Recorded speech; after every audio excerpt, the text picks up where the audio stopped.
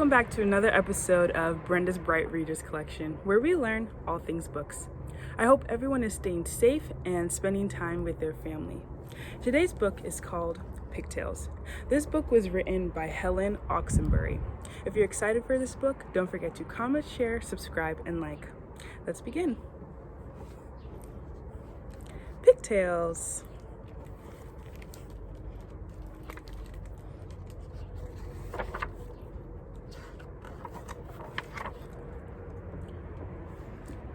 This is the story of two bored pigs. She was called Bertha, and his name was Briggs. They would lie in the tall grass and moan and complain. Nothing happens to us. Every day is the same.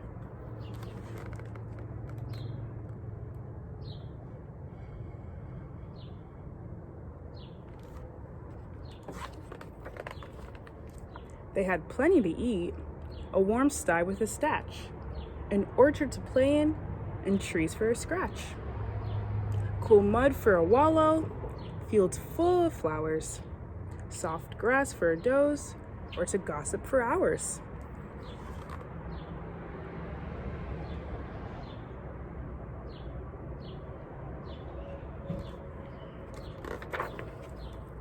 But Bertha and Briggs were never content.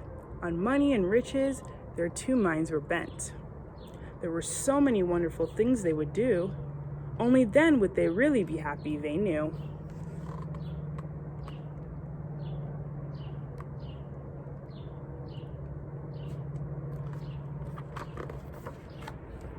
Then one sunny day, when they were nosing about, when Briggs gobbled up a chest with the end of their snout, they opened the lid with a squeal of delight, for the chest contained treasure, all glittering bright.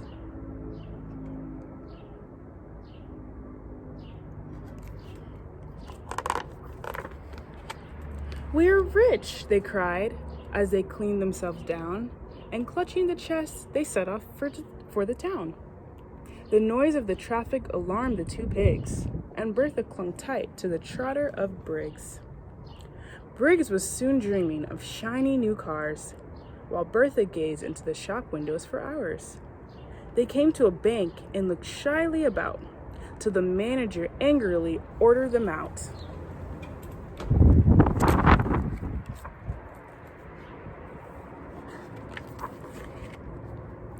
He ordered them out, then he noticed the box, and his eyes had a gleam like a wily old fox. Briggs lifted the lid off the treasure so rare. The manager gasped and said, "Well, I declare." He bowed and he scraped and he said with a purr, "Won't you please take a seat now, dear madam and sir? I will give you some cash, Mr. Briggs, if I may. You will find it is simpler than jewels when you pay." He locked up the treasure behind a steel door and gave them a case stuffed with banknotes galore. "Thank you, oh thank you," said Bertha with glee. "Come, Briggs, let us start on our great shopping spree."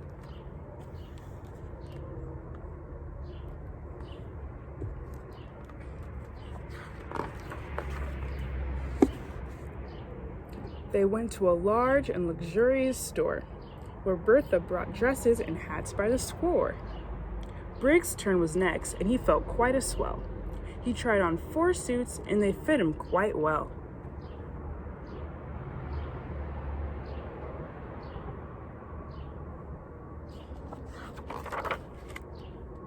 From the store to the showrooms was not very far, so they hurried to buy an expensive new car.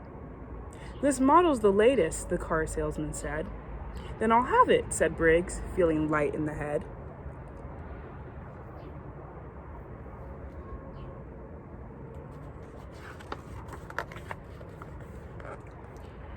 In jumped the two pigs, and they sped on their way to purchase a house by the end of the day. They went to an agent who handed to Briggs some pictures of houses just right for two pigs. Bertha soon spotted the house with the most charm, the one she had seen from the gate on the farm. The agent escorted them both to the door, then left them alone to go in and explore.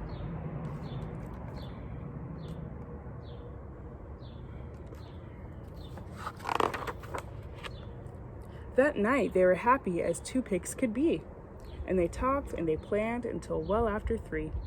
But tossing and turning, twist blankets and sheets, poor Briggs hardly slept on account of the heat.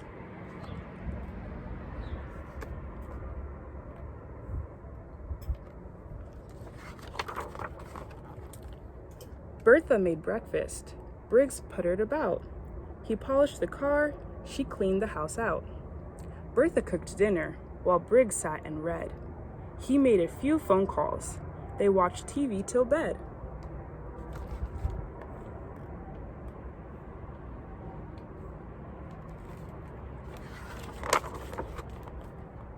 One day, feeling restless with nothing to do, while Bertha was busy preparing a stew, Briggs drove his new car through the green countryside, speeding down lanes that were not very wide.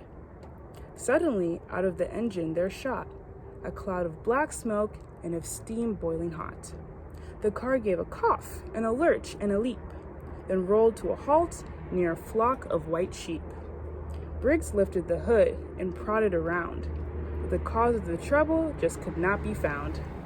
The longer he struggled, the madder he got, till at last, in despair, very tired and too hot, he threw down the wrench and uttered a moan. He'd just have to start on the long walk back home.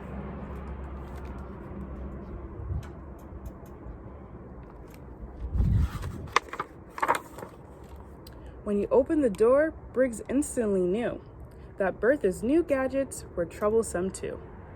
"Oh, Briggs," Bertha sobbed, "what a miserable day. I've been working so hard, I've had no time to play."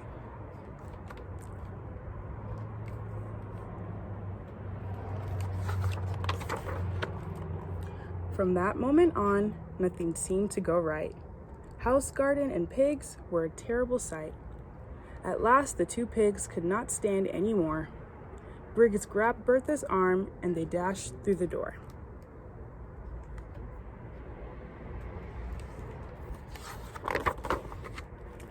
From the garden, they gazed at the country below, and Briggs, in a rage, pushed his car in the pond. They felt no regrets as they ran through the gate and away from the life they had soon grown to hate. They pulled off their clothes and ran on faster still. Didn't even look back as they tore up the hill. Breathless, they ran through the old orchard gate. For a roll in the mud, the two pigs couldn't wait. To be careless and free and to romp and to play was all they wanted to do every day.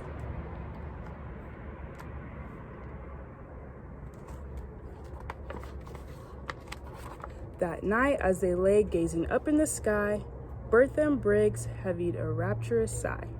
"Let's stay here forever," said Bertha to Briggs, and they fell fast asleep, two tired, happy pigs. The end. I hope you guys liked Pigtails. Thank you for tuning in to Brenda's Bright Readers Collection. I will see you guys next time. Bye.